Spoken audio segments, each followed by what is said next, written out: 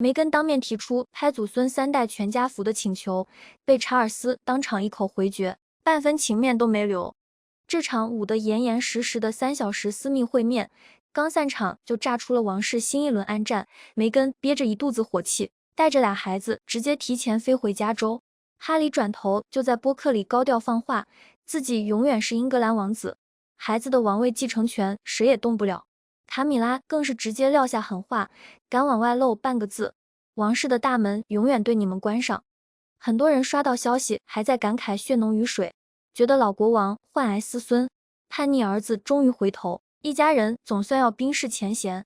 讲真，但凡你抠完这场会面的所有细节，就会发现整场见面从选址到流程，从进门规矩到最后拒绝合影，每一步都是算到骨子里的攻防拉扯。没有温情，只有边界；没有和解，只有试探；没有父子兄弟的掏心掏肺，只有王室掌权者对离职成员的精准定级。给你情面是看孩子的份，想碰核心利益，门都没有。你可别以为这就是一出闹别扭的家庭狗血剧，这可是温莎王朝近些年最针尖对麦芒的一次权力试探，每一步都藏着弯弯绕绕的算计，每一句话都明明白白划着底线。距离哈里梅根高调退出王室高级成员已经过去整整7年了。这7年里，他俩把王室当成了流量提款机，隔3差5就爆点料上个头条。从奥普拉访谈的惊天控诉，到 Netflix 纪录片的明嘲暗讽，再到哈里备胎回忆录的全盘爆料，把温莎家族的家务事掀了个底朝天，闹得全球人尽皆知。所有人都以为他们会彻底跟王室划清界限，在美国当他们的自由明星。结果今年突然话锋一转，哈里3天2头往英国跑，梅根也悄悄带着孩子绕路欧洲潜入英国，就为了这短短3小时的庄园会面。这事的起点是7月10号下午5点，哈里带着梅根和2个孩子，7岁的阿奇、5岁的莉莉贝特，驱车进了查尔斯的海格罗夫庄园。听着是不是挺简单？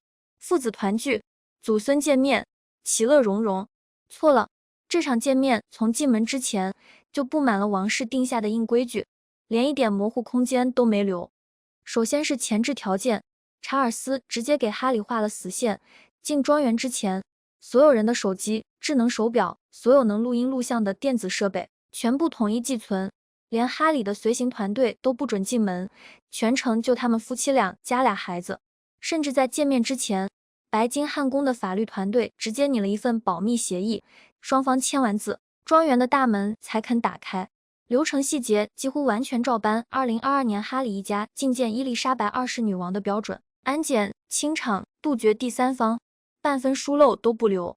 更有意思的是卡米拉的到场，按原本的安排，卡米拉根本不打算参与这场会面，她当事人还在雷米尔庄园。可她太了解自己的丈夫了，查尔斯心太软，对着多年没见的小儿子，再听几句软话，看2眼孙子孙女，保不齐一冲动就答应了什么没法挽回的条件，所以他直接临时改行程，火速赶到海格罗夫，全程坐镇，说白了就是来当这个恶人，帮国王把住底线的。你想想梅根是什么心情？王室传记作者安吉拉·莱文直接说了，梅根当场就怒不可遏。本来他盘算的是对着心软的老国王打打亲情牌，卖卖惨，多少能捞着点好处，结果半路杀出个卡米拉，全程盯着，一点空子都钻不了。进门之后，流程也全是王室安排好的。先是哈里单独进屋，和查尔斯闭门谈了30分钟，梅根带着俩孩子在院子里等着。知情人士说，父子俩刚见面的时候，查尔斯主动上前抱了哈里很久，2个人都沉默了好一阵，查尔斯眼眶都红了。你说当爹的不想儿子吗？77岁的老人，身患癌症，好几年没见着小儿子，血缘亲情肯定是真的，可温情归温情，谈起正事半分都没让。这半小时里，俩人聊的全是最尖锐的矛盾，这些年的隔阂怎么算，哈里没完没了告媒体的官司怎么收场，以后还能不能正常见面。查尔斯特意把梅根支开，就是要把最硬的话摆在台面上说，不用顾及谁的面子。核心诉求哈里也提了，就是绕不开的安保问题。他说英国官方一直不给公费的王室安保，只要这个政策不变，梅根绝对不敢带孩子长期回英国。怕狗仔跟踪出危险。结果查尔斯直接给了明确答复，安保是政府定的制度，国王都没法单方面改，我只能保证你在我庄园里是安全的，出门要全程武装护卫，我做不了主。一句话就把哈里最核心的诉求给堵死了。半小时谈完，梅根才带着俩孩子进屋，气氛一下子就转成了家常模式。卡米拉早就安排好了，花园里提前布置了孩子玩的区域，摆着庄园自产的无花果、手工做的小点心。查尔斯也把大部分精力放在了孙辈身上，带着俩孩子逛自己种了40多年的有机菜园，在花园里散步，挨个问孩子在美国上什么学，平时喜欢玩什么。哈里就在旁边讲孩子成长的小事。这段应该是整场会面里最轻松的时刻了。海格罗夫是什么地方？是哈里从小长大的地方。庄园里还有他和威廉小时候住的茅草顶树屋，后来特意翻新过给孙辈玩。故地重游，看着父亲陪着自己的孩子玩，哈里心里肯定是有触动的，说他一点不想回家是假的。可温情没持续多久，到会面快结束的时候，梅根提了一个要求，直接把氛围又拉回了谈判桌。他希望拍一张6个人的全家福，查尔斯、卡米拉他们夫妻俩加俩孩子。结果查尔斯当场就拒绝了，没有半点商量的余地，理由也很明确。今天这趟就是私密的家庭探望，一旦有全家福流出去，外界肯定会解读成王室官方承认和解，打破了之前双方说好的默契。就这一件事，成了梅根回加州之后最大的遗憾。你说他真的就是想要一张祖孙合影留念吗？太天真了。很多人觉得梅根这次变低调了，从葡萄牙悄悄飞过来，全程没露面，没发社交动态，连张照片都没有，跟以前那个站在台前跟王室对着干的样子判若两人。是不是服软认输了？根本不是，这恰恰是梅根最高明的一步棋，是换了个姿势要特权而已。你先想想他之前是什么打法。刚退出王室的时候，他靠的是受压迫的叛逆王妃人设，上奥普拉访谈报王室种族歧视，把他逼到想自杀，拍 Netflix 纪录片，翻旧账冷嘲热讽，把王室家事当成变现的素材，赚得盆满钵满。那时候的他，一副永不回头的姿态，甚至放话说因为安保问题，绝对不会带孩子回英国。可现在这套玩不转了。更扎心的是，这几年他俩的商业版图是肉眼可见的全线崩盘。当初跟 Netflix 签的上亿美金的合同，拍完那部纪录片之后就没了下文，平台根本不想续，因为数据越来越难看，观众早就看腻了他们翻来覆去讲那点王室就是。梅根当初雄心勃勃做的播客，做了没几季就被平台砍了，听众寥寥无几，根本撑不起商业价值。他自己推的生活方式品牌 Aesver 上线的时候声势浩大，现在库存积压卖不动，连供应链都快维持不住了，说濒临破产真不是危言耸听。哈里那边更惨，跟英国联合报业的隐私官司打输了，5000万诉讼费直接砸手里，家底都快掏空了。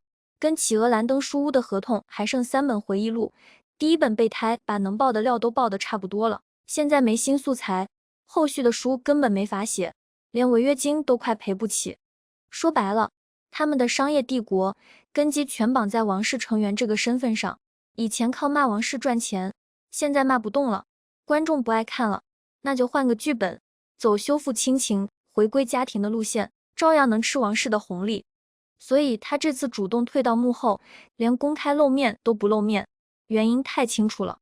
第一，他知道自己现在就是王室的敏感点，尤其是查尔斯和卡米拉，看见他就容易想起之前的种种爆料，他退一步，让哈里冲在前面打亲情牌，更容易让老国王松口。第二，现在商业盘快崩了，再硬刚下去，彻底跟王室撕破脸，他们俩那点头衔和身份光环就真的一文不值了。暂时隐身，给王室递个台阶，本质上就是一次精明的商业止损。那他要那张全家福干什么？太有用了，有了查尔斯和卡米拉一起的官方合影，他转头就能拿来给自己的品牌站台，就能对外营造王室已经接纳我们的假象，就能给2个孩子坐实王室成员的身份。不管是以后接代言、做节目，还是拿头衔变现，都是最硬的背书。王室记者珍妮·邦德直接点破，一旦照片落到他们手里，要么会成为回忆录的新素材，要么会被梅根拿来给自家产品商用，半分悬念都没有。查尔斯能看不明白这点吗？当了一辈子王储，什么人心没见过？直接拒绝，就是断了你拿王室身份商用的念想。我可以见孙子，但是你别想拿这件事给自己贴金赚钱。更绝的是，这场会面的地点选在海格罗夫，而不是白金汉宫、温莎城堡这种官方场所，本身就是一个强烈的信号。这是我查尔斯私人的家，不是王室官方的办公地。今天见面是祖父看孙子，不是国王接见王室成员。别想往官方和解上靠。说白了，查尔斯给的是亲情的窗口，不是权力的入场券。梅根想要的恰恰是后者。再说说哈里，他其实是这场戏里最拧巴的人。你说他不想家吗？肯定想。海格罗夫是他长大的地方，父亲身患癌症，兄弟闹成陌路，说心里没波澜是假的。他是王室的备胎，从小活在威廉的光环下，后来去参军，有过自己的底线和骄傲。可自从跟梅根结婚之后，就一直在亲情和利益之间来回摇摆。一会儿说王室害了他一辈子，要彻底脱离，一会儿又巴巴的回来要安保，要头衔，要见面的机会。转头回了加州，又在播客里强调自己永远是英格兰王子，孩子有王位继承权。他既舍不得美国那边的流量和钱，又放不下王室身份带来的特权和光环，既想跟父亲修复关系，又拗不过梅根的想法，只能被推着往前走。之前他亲手烧了自己所有的后路，奥普拉访谈里跟着爆王室的料，纪录片里拆王室的台，备胎里连亲哥亲嫂都骂遍了，打官司的时候还做伪证，把王室的隐私翻了个底朝天。现在想回头，哪有那么容易？他总觉得自己是在两个世界之间找平衡，想让自己的家人在两个世界都有一席之地。可现实是，他选了流量和金钱，就守不住王室的规矩。想要王室的特权，就得放弃拿王室变现的自由。世界上哪有两头都占的好事？你当初自己掀了牌桌，现在想回来坐下，总得按人家的规矩来吧。很多人说查尔斯这次心软了，对哈里梅根妥协了，可你仔细看他的操作，半分都没让，全是底线。首先，见面可以，但是必须私密，不能声张，签保密协议，扣电子设备，杜绝一切偷拍泄密的可能，就是怕这夫妻俩转头就把会面细节卖了换钱。其次，核心诉求一个都没答应，公费安保，那是政府的事，我管不了。官方合影，不行，怕被拿来当和解证明，回归王室职务，提都没提。他是个父亲，77岁得了癌症，想看看孙子孙女，这是人之常情。但他更是英国国王，他要为这个延续了几百年的君主制负责，不能因为自己的私人感情，就坏了王室的规矩，让整个制度被人质疑。所以他把亲情和公务分得清清楚楚。我以祖父的身份见孩子，没问题。但你要是想以王室成员的身份要特权、要地位，门都没有。甚至他直接放话，要是哈里再出回忆录爆料，再接受采访黑王室，这扇刚开了一条缝的门，直接永久关闭。查尔斯这一辈子，夹在母亲和儿子之间，夹在王室规矩和私人感情之间，早就练出了平衡的本事。他知道舆论会说他心软，也知道威廉会不满，可他还是要见孙子，这是他作为祖父的私心。但他也绝对不会因为这点私心，就砸了王室几百年的招牌。所以所有的规矩都定得死死的，半分松动都没有。选海格罗夫这个地方，也是他的小心思。这里是他花了40多年亲手打理的私人庄园，到处都是他的印记，没有白金汉宫的官方威严，既能让会面不那么生硬，又能明确传递私人会面非官方性质的信号，进可攻退可守，完全是老国王的高段位操作。而卡米拉就是帮他守住这条底线的人。他太清楚哈里梅根的路数了，知道查尔斯容易心软，所以特意赶过来坐镇，全程把控节奏，不给梅根任何卖惨提条件的机会。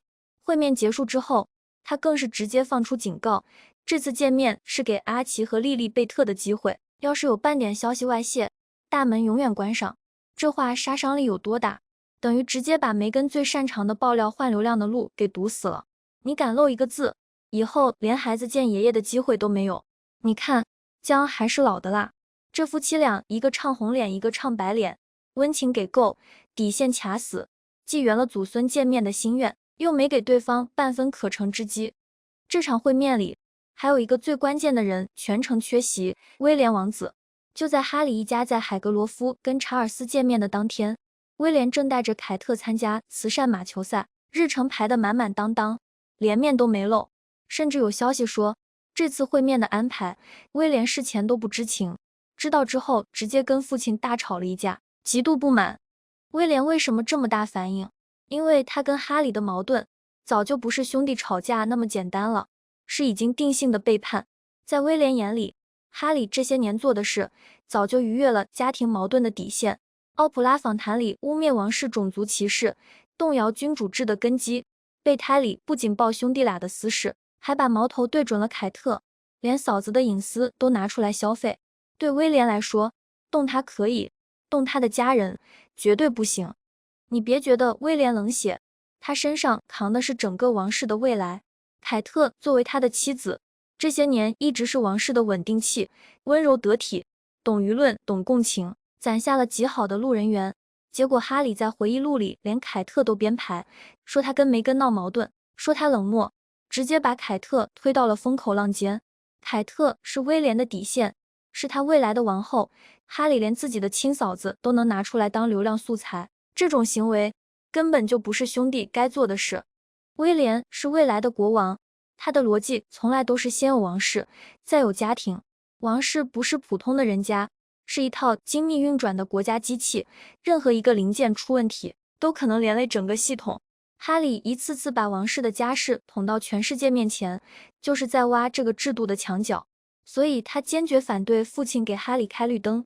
在他看来，原谅就是纵容，今天给了一点甜头，明天哈里就能转头再写一本书卖王室的料。王室专家罗伯特·乔布森说得很直接，威廉不会因为父亲跟弟弟喝了杯茶就失眠，但他绝对不会心软。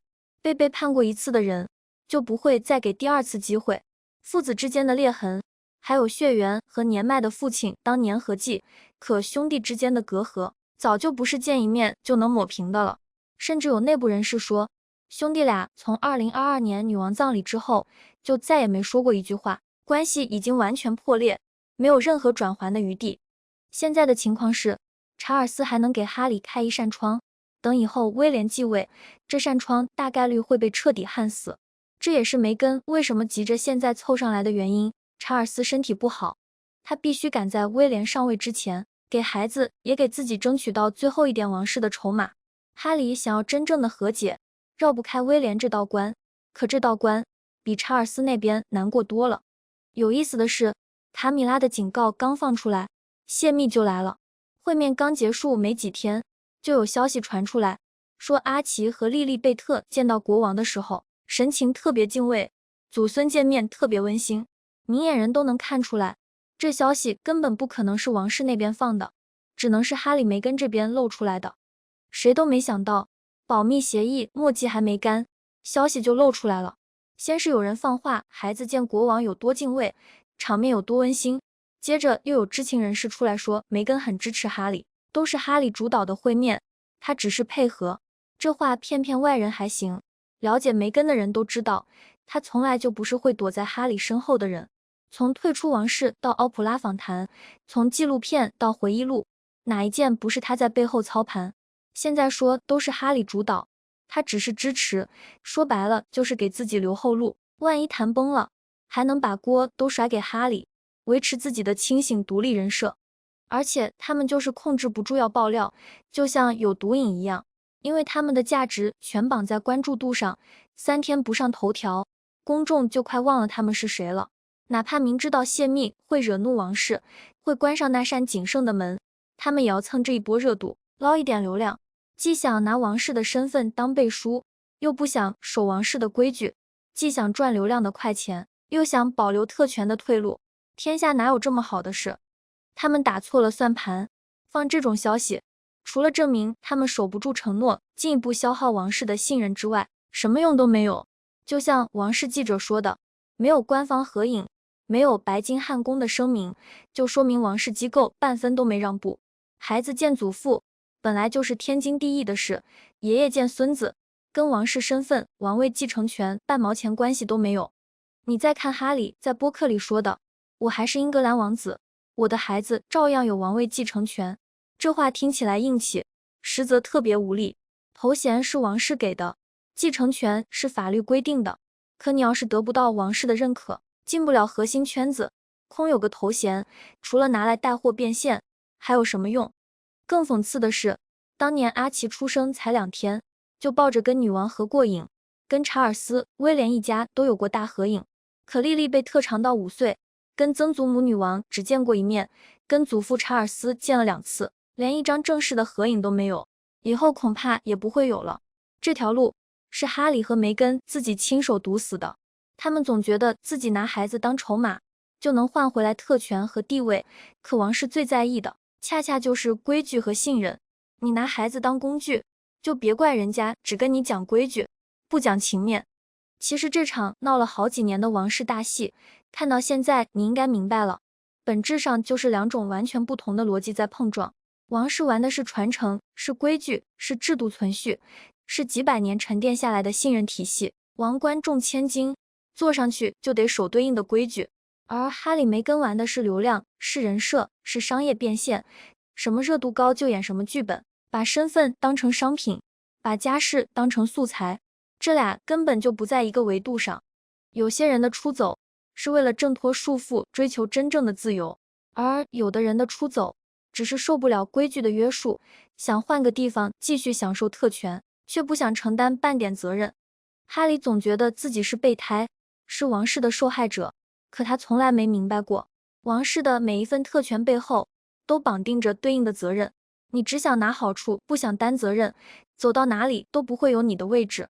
现在的他能敲开海格罗夫的私人大门，却再也敲不开王室权力中心的门了。回家的路看起来只有一步之遥，可中间隔着的是他自己亲手毁掉的信任。这道坎，这辈子都未必迈得过去。你对这件事有什么看法呢？欢迎评论区留言，别忘记订阅，我们下期再见。